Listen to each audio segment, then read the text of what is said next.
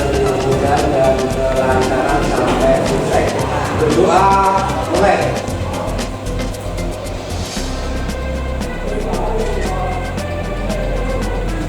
Selesai.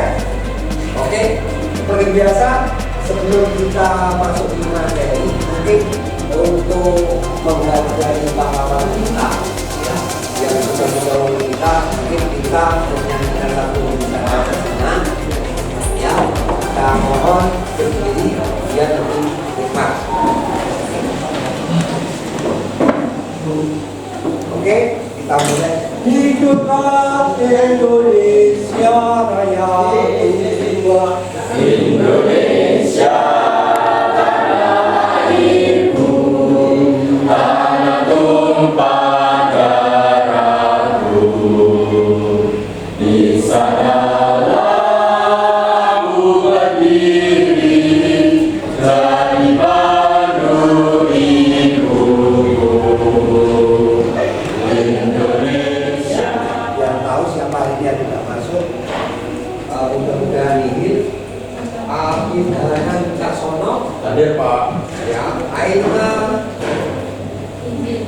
Aina sih Izin Pak. ya, Alfi Maesa, Izin. Arya Indah Sasmita, Angela Valencia, Izin. Masih suspend. Anissa Nurul Alinda, Ervan Jawarihan, Ian Bapak, Danir, Dia Antika, Denis Ardiansyah, kita yang sakit, yang juga kegiatan. Oke, nggak masalah. Yang penting proses pembelajaran hari ini kita akan berjalan, walaupun ada beberapa yang sakit, kita doakan cepat sembuh dan besok bisa masuk lagi. Amin. Oke, untuk hari ini mungkin sebelum kita masuk materi, perlu saya jelaskan sedikit. Untuk hari ini kita akan membahas tentang apresiasi karya yang berupa 3 dimensi. Ya. Mungkin sebelum kita ke materi, ada yang bisa menjawab 1 orang atau 2 orang seni rupa 3 dimensi. Pengertiannya, Bu Sari? Ya, silakan. Seni rupa 3 dimensi merupakan seni rupa yang memiliki unsur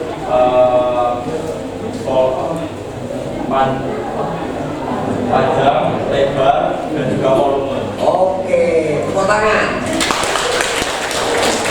Oke, karya 3 dimensi. Di situ dikatakan 3 dimensi berarti memiliki 3 ukuran, yaitu ada panjang, ada lebar, ada volume atau ketebalannya atau ruangnya. Ya. Oke, sebelum nanti Anda mempelajari 3 dimensi lebih dalam, ya, sini akan saya sampaikan materinya untuk hari ini. Untuk materi hari ini bertujuan supaya kalian bisa mengidentifikasi karya seni 3 dimensi. Yang mana sudah kalian ketahui karya 3 dimensi itu jenisnya banyak sekali. Ada 3 dimensi murni, ada juga karya seni rupa 3 dimensi terapan. Oke. Yang pertama,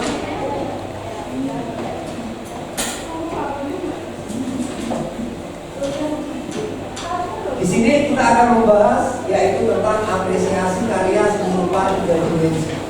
Ya, kalian sudah tahu apa itu jenisnya, jenis karyanya, ya. Dengan tujuan apa? Supaya kalian di sini nanti mampu mengevaluasi karya seni rupa 3 dimensi, ya, berdasarkan tema, bentuk, bahan maupun teknik dalam proses pembuatan.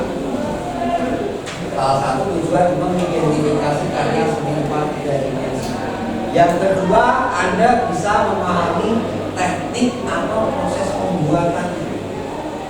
Yang selanjutnya, yang terakhir, Anda juga minggu berikutnya Anda bisa membuat atau proses membuat karya aslinya atau realnya. Jadi Anda bisa mengaplikasikan dalam bentuk karya 3 dimensi.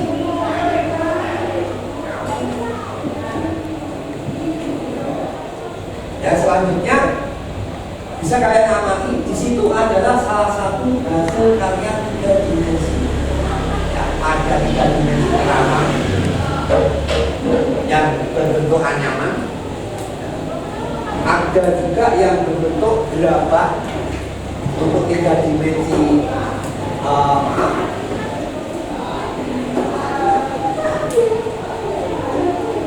Ya, untuk 3 dimensi murninya. Ya, di situ ada gerabah yang mana fungsinya disebut sebagai fungsi hias, dan ada juga hiasan dinding yang terbuat dari keramik, dan gambar yang keempat salah satu kerajinan terbuat dari kuningan. Itu ada 4 contoh karya 3 dimensi, baik itu keramat maupun murni. Yang selanjutnya di sini bisa kalian baca, seni rupa 3 dimensi adalah seni rupa yang memiliki panjang, lebar, dan tinggi. Dengan kata lain, memiliki volume serta dapat dinikmati dan diayani dari beberapa sudut pandang. Jadi karya ini bisa kami lihat dari segala arah. Untuk ciri dari 3 dimensi. Selanjutnya di situ ada salah satu karya 3 dimensi mobil modifikasi berbentuk patung.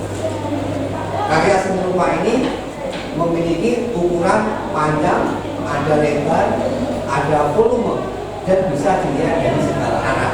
Jadi Anda melihat foto patung ini, Anda bisa melihat dari sisi kanan, belakang, kiri, depan, dari segala penjuru. Oke, selanjutnya ini ada juga salah satu karya 3 dimensi, ya, suatu karya yang bersifat memiliki panjang dan lebar yang bisa dilihat dari segala arah.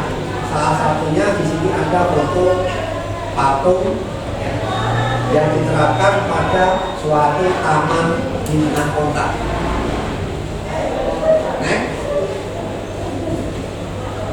Untuk yang selanjutnya, salah satu karya 3 dimensi lagi yang berbentuk patung 3 dimensi. Seni patung merupakan sebuah tipe karya 3 dimensi yang dibuat dengan metode supratik, bisa mengurangi bahan seperti memotong atau menata, atau juga dengan menggunakan metode teknik lain, ya, mencetak, mengecor, ataupun menggunakan teknik buksir, bisa tambahkan. Ya. Oke, nah, karya seni rupa 3 dimensi kategori modifikasi. Di sini yang dimaksud modifikasi itu salah satu jenis seni patung yang jenisnya dapat digolongkan berdasarkan satu, dalam pembuatannya ada jenis relief, yang kedua 3 dimensi yang patungnya, yang ketiga jenis kinestis. Berdasarkan tampilannya bisa berbentuk freestanding, zombie, boss maupun torso. Selanjutnya, dalam proses pembuatan seni patung itu memiliki beberapa fungsi. Dalam arti, dalam membuat karya 3 dimensi patung, selain sebagai hiasan atau ekspresi seorang perupa, ya, ada juga tujuannya di bidang religi. Yang pertama, di situ dijelaskan tujuan atau fungsi sebagai sarana religi. Yang kedua, sebagai arsitektur. Ketiga, bisa berbentuk dekorasi. Keempat, bisa digunakan sebagai monumen, ya, sebagai simbol atau lambang. Yang kelima, bisa dijadikan suatu hasil karya seni. Dan yang keenam, bisa dikatakan bentuk kerajinan. Itu namanya patung 3 dimensi. Yang kedua, karya 3 dimensi dalam bentuk harapan. Di sini saya ambil contoh satu jenis karya seni kriya yang mana akan menampilkan suatu keterampilan, ya, membuat sesuatu benda hasil karya, ya, namanya namanya kriya. Bisa kalian amati, ya. Di sini ada 3 jenis kriya ayam, kriya tekstil, dan kriya kayu. Soalnya kalau kita ambil jenis krianya untuk kerajinan itu bisa kriya logam juga ada, kriya ayam, tekstil, kayu, mungkin bisa ada juga untuk kriya kayu, ukir itu juga bisa, ukir di batu juga, ya tergantung media yang digunakan. Selanjutnya yang kedua yaitu karya seni kriya memodifikasi objek. Di sini ada 3 contoh. Yang pertama ada kerajinan kriya logam yang berbentuk atau berwujud kalung. Ada juga keramik atau gerabah, hasil gerabah, ya, yang difungsikan mungkin sebagai hiasan rumah atau isi rumah. Dan yang ketiga kriya kulit. Jadi memanfaatkan kulit, semua jenis kulit untuk suatu kerajinan, bisa tas, sepatu, dan sebagainya. Oke, paham? Oke, lanjut. Untuk yang selanjutnya seni kriya di dalam memodifikasi objek, ya.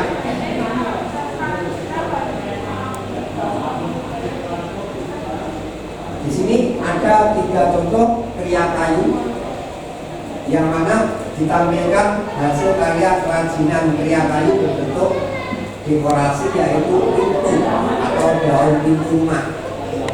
Yang kedua sebagai mainan anak juga bisa. Dan yang ketiga sebagai terapan, yaitu difungsikan untuk kegiatan setiap hari. Kita ambil contohnya kursi dalam bentuk anyam. Oke, mungkin itu sampel sedikit yang saya ambil untuk gambaran kalian. Ya. Di sini saya mengajak, ayo mulai berlatih membuat seni rupa 3 dimensi dengan memodifikasi bahan yang ada di sekitar kita. Itu mungkin nanti tugas kalian yang kedua. Tugas kalian yang pertama, ya, yaitu kalian mengevaluasi karya seni rupa 3 dimensi yang mana hari ini di hadapan kalian sudah saya siapkan 2 karya 3 dimensi terapan, yang mana tugas kalian nanti hari ini mengidentifikasi dari bentuk karya ini. Ya. Ini karya 3 dimensi seperti apa? Bisa dikatakan kotak lampu. Jadi fungsinya ini di dalamnya ada lampunya, ada petengnya. Dan yang kedua karya 3 dimensi kriya kerajinan. Intinya ini dibuat untuk tempat lilin. Ya. Jadi nanti kalian identifikasi sendiri. Sebelum ada identifikasi, saya tampilkan apa-apa yang perlu kalian amati di dalam karya itu. Mengevaluasi seni rupa 3 dimensi. Perlu kalian ketahui di karya unsur-unsur karya itu ada titik, garis, bidang, bentuk, ruang, tekstur, dan warna. Saya kira kalian sudah paham dan tahu. Nah, tugas kalian di dalam mengkaji tentang unsur-unsur yang ada di dalam karya ini, sebagai tugas kalian hari ini, Anda mengevaluasi tentang tema, bahan, teknik yang apa yang dipakai, dan nilai estetis yang ada di dalam karya yang saya tampilkan. Dengan cara apa? Diingat, langkahnya 1, mengamati. Yang kedua, memahami. Ketiga, menganalisis, mengumpulkan data, diskusi kelompok sudah dibentuk tadi, ya. Dan yang terakhir presentasi. Paham? Oke, kalau sudah paham, mungkin ada yang ditanyakan. Tidak ada. Oke, kalau sudah tidak ada, langkah-langkah diingat. Anda harus mengamati, memahami, menganalisis, mengumpulkan data, diskusi, dan presentasi. Jadi saya harap perwakilan dua kelompok Anda mengamati karya yang sudah saya tampilkan di depan kalian. Silakan bergantian ya, diamati dulu bahannya dari apa, tekniknya apa, Anda tulis dalam bentuk deskripsi. Paham nggak? Deskripsi singkat saja. Ini kan ada dua jenis karya, bentuknya sudah berbeda dan bahannya juga berbeda. Silakan Anda amati ke depan, ya, Anda pegang, Anda teliti bahan yang dipakai ini apa. Ini bahannya berbeda semuanya. Oke, silakan terkelompok perwakilan 2 orang untuk masuk ke depan, mengamati bendanya dulu atau tanyanya dulu. Langsung kembali ke meja masing-masing, disimpulkan dalam bentuk deskripsi. Silakan perwakilan kelompok 1 juga.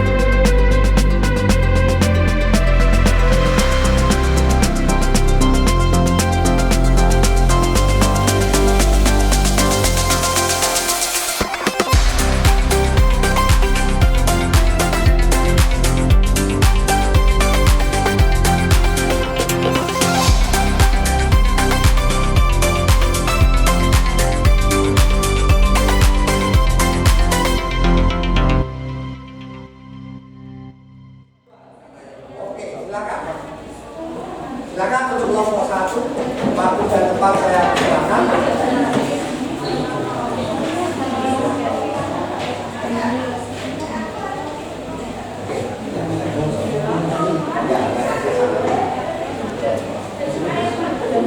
Silakan kelompok 1. Assalamualaikum warahmatullahi wabarakatuh. Perkenalkan, kami dari kelompok 1 ingin mempresentasikan hasil dari identifikasi karya kami. Oke, langsung aja kami mulai. Oke, jadi ini ada karya 3 dimensi dengan jenis karya terapan. Yang pertama ada teknik rasanya, yang ini dengan teknik menempel dari bahannya benturan, yang ini dengan jungkir dari bahan kelapa.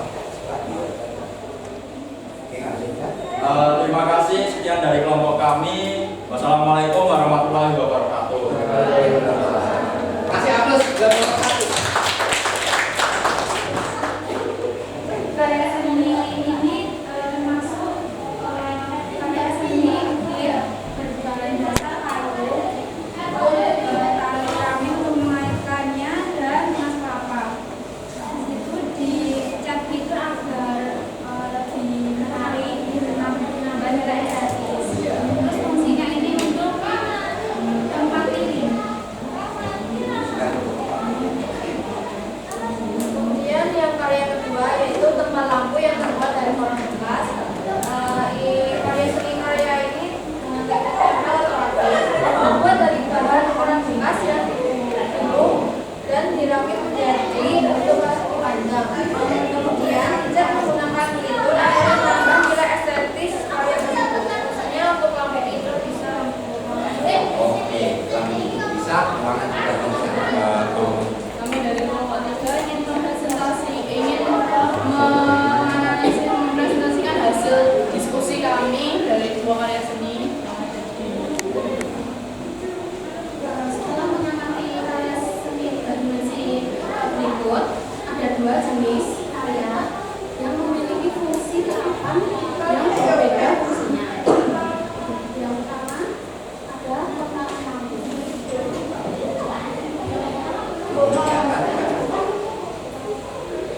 Kotak lampu ini terbuat dari bola dengan led digulung lalu dibakar.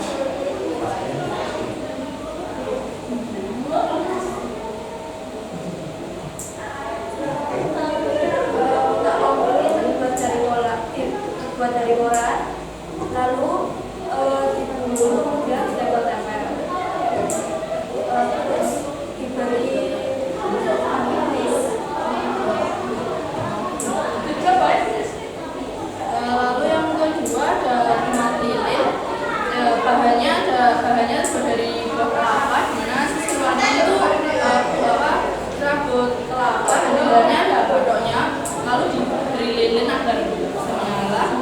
Di bawahnya diberi penyangga dari kayu agar bisa berdiri di pokok. Dan nilai estetikanya itu dari tempat lilin tersebut itu corak yang unik ya, sehingga mengubah tampilan buah kelapa yang awalnya berbentuk biasa saja, jadi diberi ukiran yang indah sehingga terlihat lebih menarik.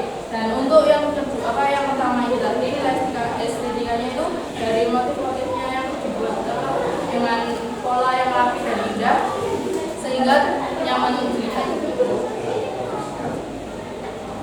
Nilai estetika dari kerajinan yang kedua ini yaitu adalah ukiran dari batok kelapa.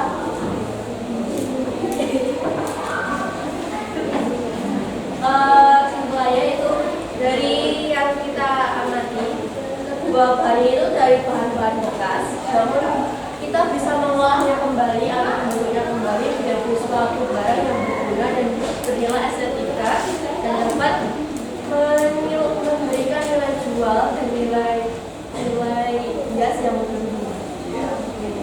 Terima kasih. Sekian dari kelompok kami. Jika ada salah kata, kami mohon maaf. Terima kasih. Assalamualaikum warahmatullahi wabarakatuh. Waalaikumsalam. Oke, dari kelompok 4 hasil diskusinya tadi ada satu yang berbeda dari kelompok lainnya ya. Mungkin dia mengambil dari selain dari manfaat, ya, selain dari manfaat, dari nilai keindahannya atau nilai estetis yang ada di karya ini, dia memunculkan nilai jual produk. Ya.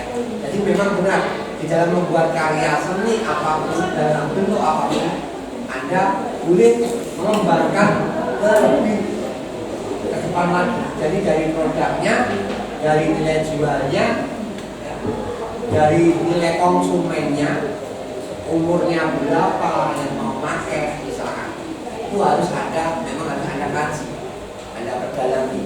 Ya sebagai apa? Sebagai dasar di dalam kalian akan membuat suatu produk karya seni.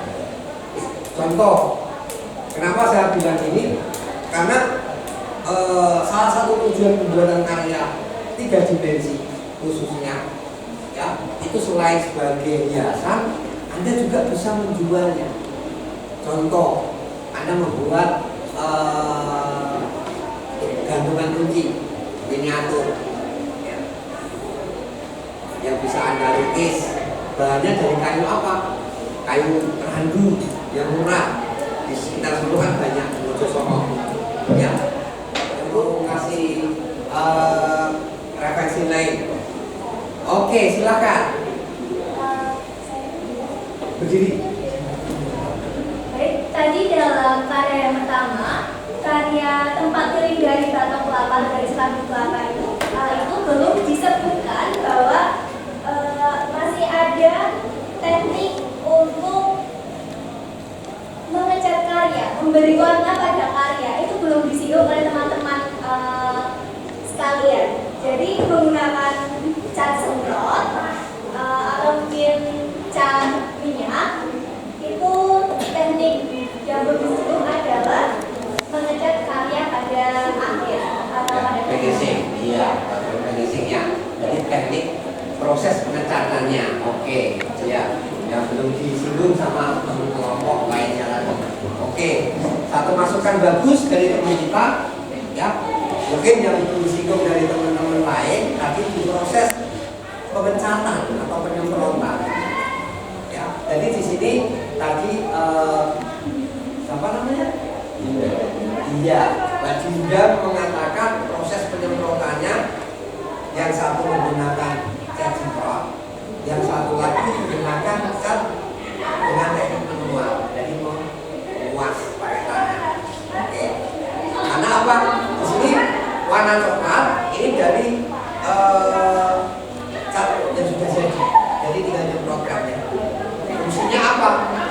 sebagai pelapis supaya warna cat awal itu tidak luntur. Tidak luntur dan kualitasnya lebih awet. Karena ini pakai cat minyak ya. Jadi kuat sekali. Oke. Oke, kalau sudah nomor 1 sampai 5 sudah masuk semuanya. Nah, kira-kira saya tanya sebelum kita tutup. Oke, sekarang saya tanya. Yang saya tanyakan dari belajar hari ini, itu kira-kira apa yang kamu dapatkan? Silakan. Oh iya, ini dulu. Oke, jangan berdiri. Yang kamu dapatkan apa? Tentang materi belajar hari ini. Dapat memahami karya tiga dimensi dari perhatian analis dalam menentukan Iya, dapat memahami beberapa.